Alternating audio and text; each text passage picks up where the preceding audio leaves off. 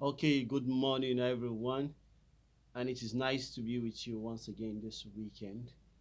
Like I mentioned on my Facebook page, I think sometime on Friday or Thursday, that I will be doing another video for this week, and I did mention that I will focus on the topic of tolerance as a panacea for national peace and stability. So, topic once again is tolerance as a national, as a panacea for national peace and stability.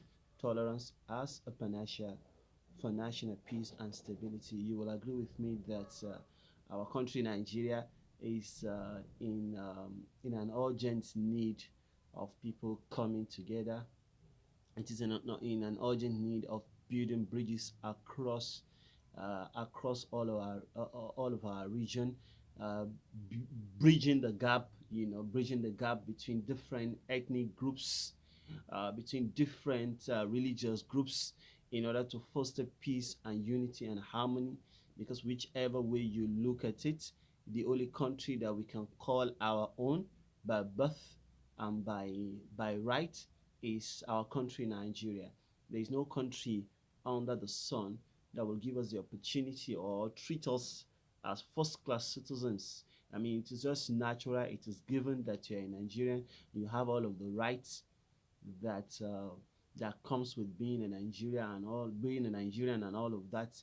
You will not get this anywhere in the world. Even if you get something close to being treated well in other clime, it will not sit. I don't know if I'm speaking for everyone. It will it will not sit exactly with you, just like when you have the same opportunity in your home country, Nigeria. So, topic that I want to discuss is tolerance as a panacea for national peace and stability. So you probably want to ask that what's the concept of tolerance? What is the idea of tolerance? What is the meaning of tolerance?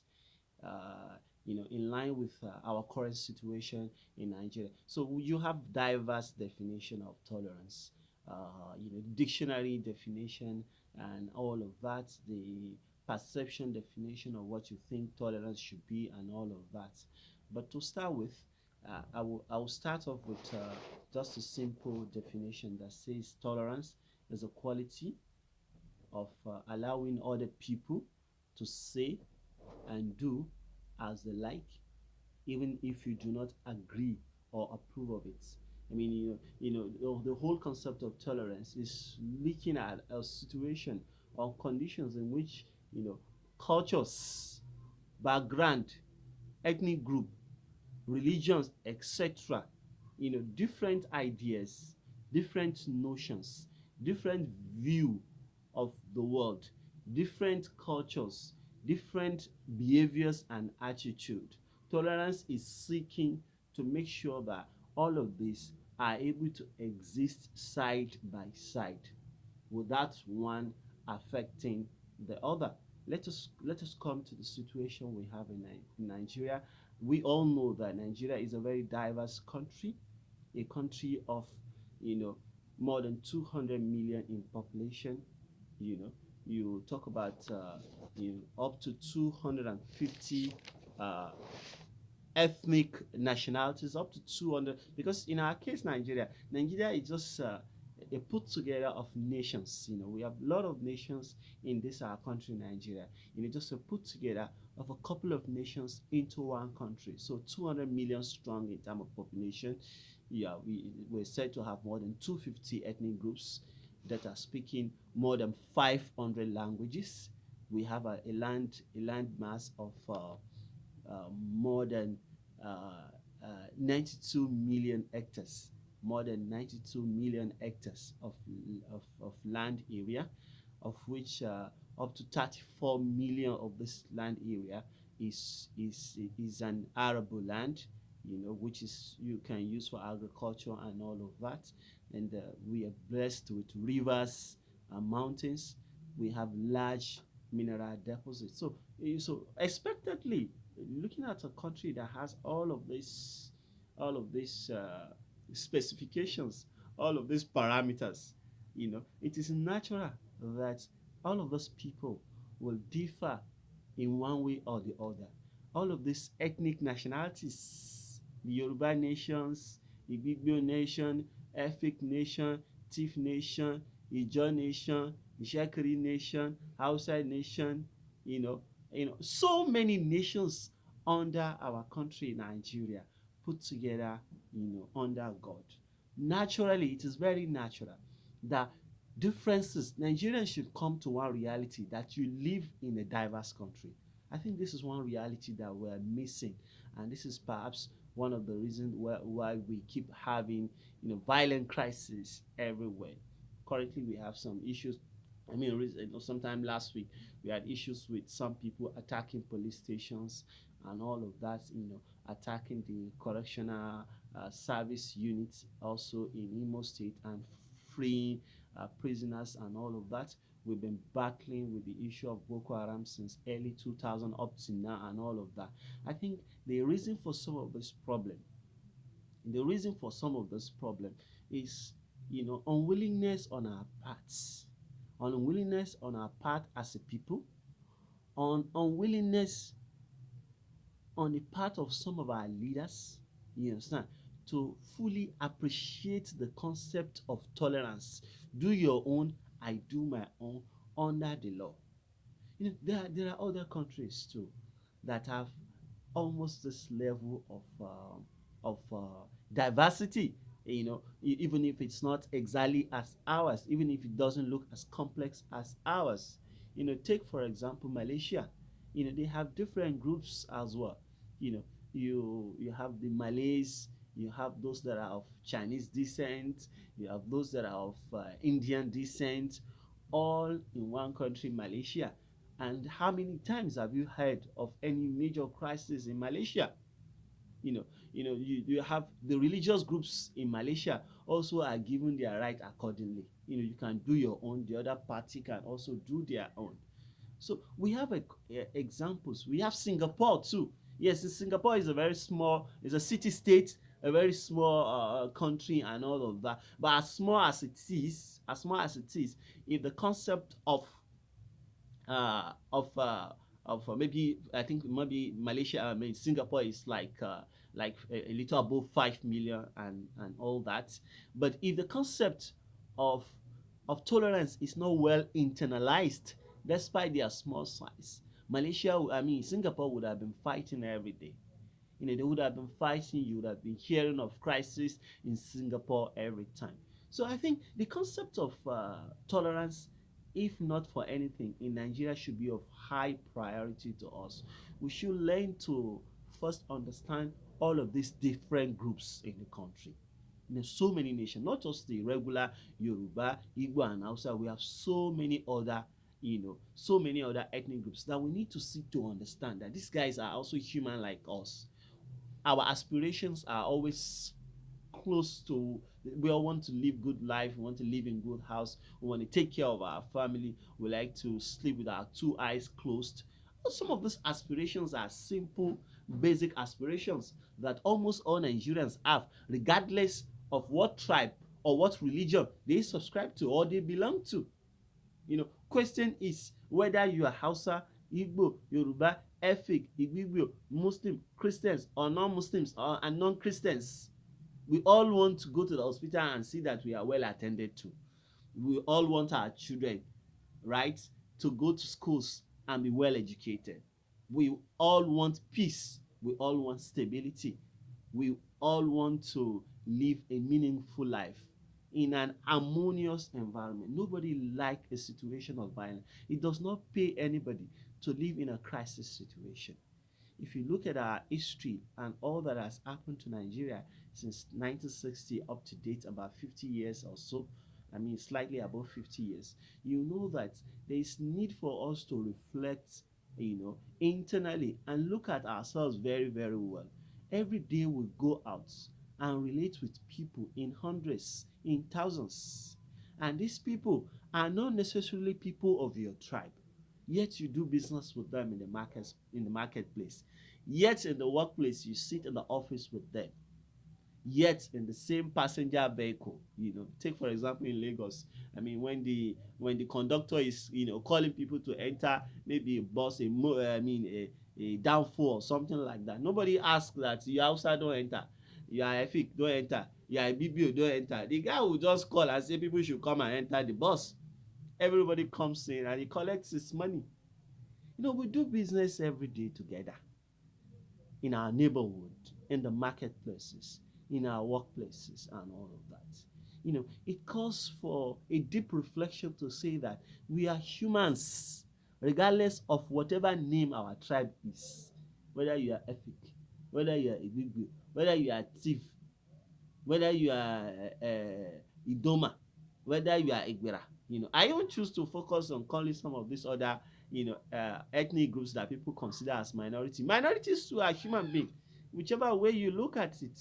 Yes, number is something politically, numbers matters a whole lot. But don't forget, whatever the number is, even if the number is one in the whole of the country, if there is an ethnic group with just one human being in the whole of the country, that ethnic group deserve to be given an opportunity. That ethnic group deserve to be heard. You know, that ethnic group deserve to be tolerated as a solution to all of this crisis of today and tomorrow and all of that. And politicians will always want to exploit those weakness, those line of weakness, maybe in tribes, in line of ethnic, line of religion, line of regional politics, etc. Politicians will always want to take advantage. Yeah, I mean, they will always take advantage of the situation in order to drive home whatever point they want to drive home. It is me and you that need to talk ourselves, that need to give ourselves brain that this is our country and we have no other place outside Nigeria, and that we need to live in peace with the other party. We need to, do away with the rhetorics. We need to do away with those offensive comments on social media. You understand? We need to do away with hate speeches among ourselves. We need to give ourselves brain once again. Let us wake up, people. Let us wake up and realize that it is possible, just like in Malaysia, right? That different groups, the law in Malaysia, make attempt to capture the yearnings and the aspiration of the different groups in the country. So much that there is nothing that you bring that their law did not capture, in the sense of allowing you to stay natural to whatever you are, to pray in direction of how you wish to pray, to hold on to your cultures, to hold on to your ethnic nationalities and belief without one affecting the other. And I think this is highly possible in Nigeria. We just need to be a bit more tolerating. We just need to be a bit more seeing, the other person, seeing ourselves in the other person's shoe. You understand? I mean, what's the big deal if I'm Hausa? What's the big deal if I'm Igbo? What is the big deal if I'm Efik? What is the big deal if I'm a BBO? The same red blood that runs through me runs through you. The same set of things that affects me also affects you, except our will definitely, which is one thing we need to realize, that this what do you call it? These differences, because of how diverse our country is. When you're talking about 200 million people, for that matter, even 200 million chicken, they will not be the same thing. Talk more of human beings. 200 million human beings, more than that, you know two more than 250 ethnic nationalities, and you now have people speaking more than 500 dialects. I mean, it is a recipe for diversity, nothing more than that. So as Nigeria, our brain should be deep on the topic of tolerance. Our brain should be deep on the topic of diversity, in order to live a more peaceful and harmonious Nigeria. I would like to read to you the UNESCO, declaration, the UNESCO Declaration of the Principle of Tolerance, said to have been declared in 1995. It's a very deep one. I came across quite a number of definitions while trying to put the speech together, but I think I found the UNESCO's standpoint as very deep and very in line with our situations in Nigeria. If only we can sit down and reflect on some of this, on this simple declaration, then we'll begin to have a more harmonious environment. The guy out there, the guy next to you in the marketplaces, the guy next to you in your neighborhood will not act and do exactly the way you act and do. He wouldn't wear the same kind of clothing with you. He can choose to wear anything. What's your problem with that? What's my problem with that? You understand? He wouldn't talk exactly in the same pattern that you talk. His attitude and behaviors wouldn't be, in sync 100% with yours. That is diversity. That's because he came from a different background. Even children of the same parents will sometimes, act in different way. You know. Unfortunately, we the youths, we are even more to be blamed if I look at it, because it is we who have the knowledge. You have the opportunity to see the internet, you have the opportunity to go to school. Our parents sometimes make sacrifice and say, you go to school. We will not, we just look for money and make sure that you are comfortable, and make sure you are able to get education. Going to get all of this education, means you should come out as a better human being, not somebody, not as a bigot, not as a bigot who is saying that your own way is the standard way, and that everybody must follow that's your own way, and you do not want to have diversity. Like, there is no need for all of that. We should have religious tolerance. It should be well promoted and understood in Nigeria. Ethnic tolerance should be well promoted and understood in Nigeria. Economic tolerance, because if you ask me, my own view, the issue between the farmers and the herders in Nigeria is purely an economic fight. Is purely an economic fight. You know, the two guys into a business that the resources they need are almost the same thing. A farmer need land and water, right? A herder, you understand, also need land and water too. You know, and if you look at it, unfortunately, maybe because over time that we do not have adequate guidelines, or probably we are not following the guidelines, whatever guidelines that the Ministry of Agriculture has come up with regards to managing the situation between farmers and herders. It's either those guidelines do not exist, I've not taken my time to also look at it, or somehow or one way we are not following the guidelines. Because if the guidelines are clear, all right, and if government is coming out from time to time, and individuals also coming out from time to time to give support to both farmers and herders, because we need those two guys. They are great guys, we need them, because daily you and me will always rely on food. Until we return to our maker, we'll always eat. In as much as we'll always eat, we need the farmers, the crop farmers, because both are farmers. If you look at it, the crop farmers and the animal farmers, because we need both of them to exist side by side in order to guarantee food security in our country. So without much ado, I will just read to you the UNESCO declaration on the principle of tolerance. UNESCO is United Nations Education, Scientific and Cultural organization. I think it's the highest body of the United Nations that deals with the topic of education and culture. So now, tolerance, according to UNESCO, is respect, acceptance, and appreciation of the rich of our world cultures, our forms of expression, and our ways of being human. Now, please, I'll take that again. Tolerance is respect, acceptance, and appreciation of the rich of our world's cultures, our forms of expression, and ways of being human. They went further to say it is fostered by knowledge, openness, communication, and freedom of thoughts, conscience, and belief. Tolerance is harmony in difference. Tolerance, UNESCO said, Tolerance is harmony and difference.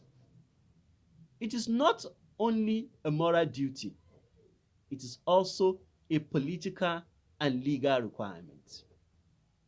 Tolerance, the virtue that makes peace possible, contributing to the replacement of the culture of war by a culture of peace. This was, you know, this was a declaration of the principle of tolerance uh, by UNESCO in 1995. So you'll see that all of the topic of tolerance, has a whole lot to do, with peace and stability.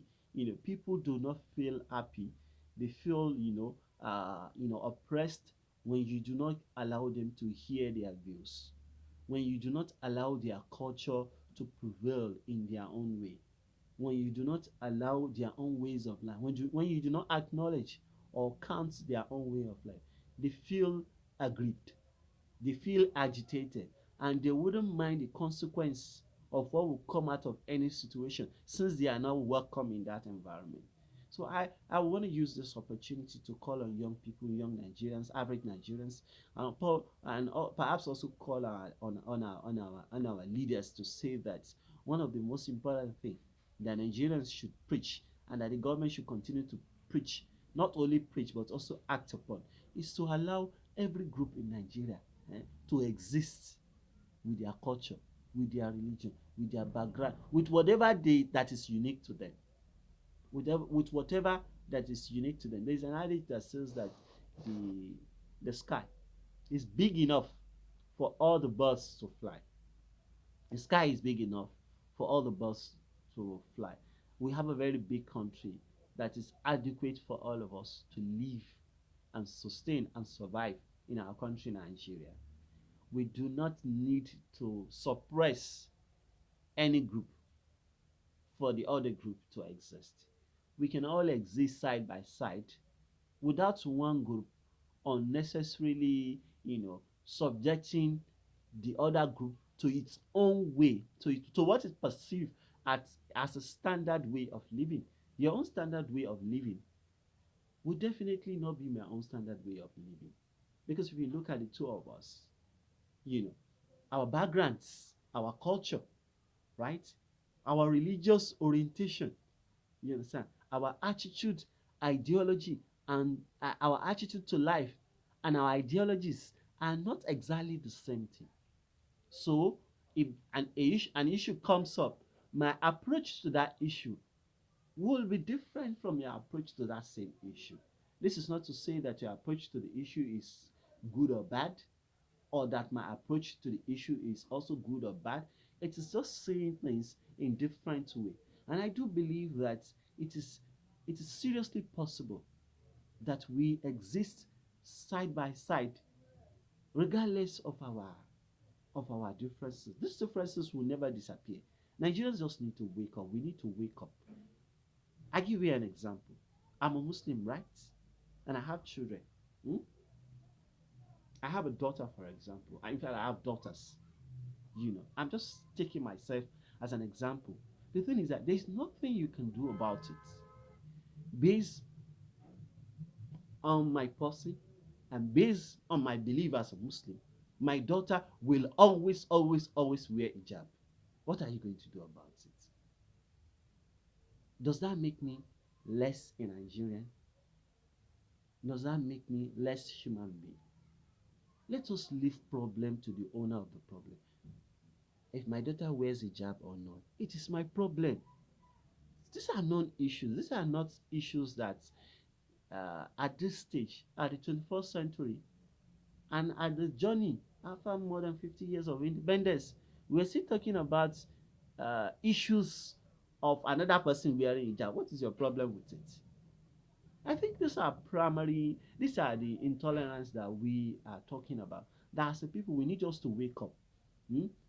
Or probably, if me as a Muslim, I now insist that maybe I have a house where I now insist that all my tenants, if at all I have a house and and people come into my house to rent the house and all of that, and I say, oh, okay, everybody in my house must wear hijab. For what? Anybody once you live in this my environment, you must wear hijab. It doesn't make sense. I must also realize that even though I'm a Muslim, there are a lot of people that are non-Muslims whose belief and orientation and ideology is not in sync with mine. And it doesn't mean they are bad people, right? And it doesn't mean they are against me. They are simply, you know, you know, they are simply portraying, right, their culture and their religious belief, just like I'm portraying mine. And I do not see that the two will conflict uh, with each other. We can all exist side by side. We can exist side by side for millions of years if only we understand, if only we realize that the diversity, the differences will never, never, never disappear. So as a people, we just need to wake up to know that you know we should learn to start seeing each other, not more of Christians, Muslims, Yoruba, Hausa, Igbo. We should also learn to why these are very, very important, because it is part and parcel of how God has created us. It is in the wisdom of God that He has created different tribes. And He has also chosen that people go on different ways when it comes to religious practice. Yes, it is part of human nature, to demonstrate all of that. But we should also realize that we are human beings first. That in us is that humanness, that humanness in us. You know, let me diversify. Let me digress. If for any reason you go by the roadside and somebody is knocked off by a car, I don't see anybody asking, is the guy knocked down a Hausa, Igbo, Yoruba, Efik, Ibubio? Nobody asks that question. It doesn't make sense. Or is the guy a Christian or Muslim, a Buddhist, a Taoist, etc.? Nobody asks that question. You will see that the humanity in people will jump out, and all they want to do is to see that that person is safe from that situation. We know, so what we should realize that this concept of tolerance, this idea of do your own, I do my own, under what is acceptable under our law. This idea of I will present in the outfit that I deem fit, while you also present in the outfit that you deem fit. We must begin to internalize and imbibe this idea for peace, because Ghana will not welcome us. Syria alone, all those countries put together, they will not be able to accommodate 200 million people if a violence break out of Nigeria, or if a war break out in Nigeria. So we should, as a people, realize that we need to own some of these issues. We need to tone down the rhetorics on social media. If you don't have something to post, it's better not to say anything, as opposed to just posting just anything to offend the other party. Some people just enjoy it. The next minute they go on social media, they want to offend everybody. you know. So we should realize that the differences will always be there. Nigeria is a very diverse country. Nigerians also need to make effort to begin to know about your country, Nigeria. We need to start making, small findings, reading small books here and there to appreciate that this is a very diverse country, and it is possible. It is 1,000,000% possible to live side by side in peace and harmony. you know. So there's a whole lot to say. You understand? Because of intolerance, Nigeria, for example, has been bedeviled by a series of crises. uh, you know, Period to independence and just after independence. So that fear of dominance, that fear of one ethnic group dominating the other, that lack of trust has always been there, and this is because it's the underlining point for me is lack of tolerance. Because if tolerance is well embraced, if tolerance is well taught and understood by all, including our leaders, including you and me, we will know that in the first place, every group in the country deserve a shot in the government office. For example, every group in the country deserve to live to the highest level he or she aspire to live, as far as the person is a Nigerian. So we need to give opportunity to every groups to to demonstrate their culture, to demonstrate their belief in their country. We must not limit people to say this is the standard way of living and they must follow it by force, by fire.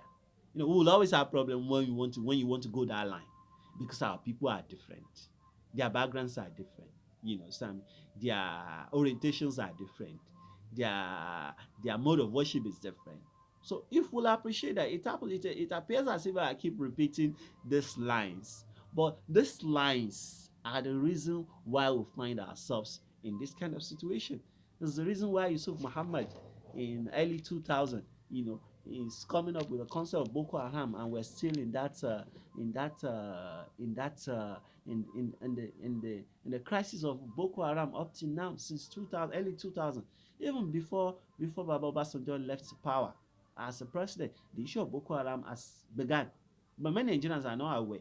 It began at that time when he began to gather people and teaching them rubbish in the name of in the name of pursuing whatever agenda you want to pursue. So the point is this. The point is that a guy just got confused and declared that Western education is uh, is prohibited and all of that, and it's causing havoc.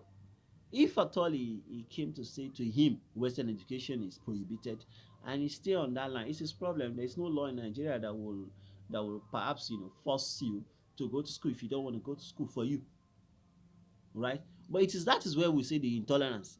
You want to believe in a notion that Western education, that all of Western, I'm not saying everything in Western education is good. Yes, even there are parts of Western education that conflicts with our culture. For example, me, I'm a Yoruba man, right? And there are parts of Western education that conflicts with my culture, right? That conflicts with my religious belief. So what I do, you understand, is to take what is good in Western education, right? And it is not my problem to now say my own pattern of belief, my own concept of belief is what everybody should use in their life. You understand? I'm entitled to my opinion, just like I must allow other people to also demonstrate their own opinion. So this intolerance, to me, is religious intolerance, I would say. Ideological intolerance led Yusuf Muhammad to starting a group that is not causing serious havoc in our country, in Nigeria. So we've had series of national crises because of intolerance, because of fear of domination and all of that among the political class. We had the political crisis of 1962, 1963 in the former Western Nigeria, which is now Southwest Nigeria, and this culminated into declaration of state of emergency. We are series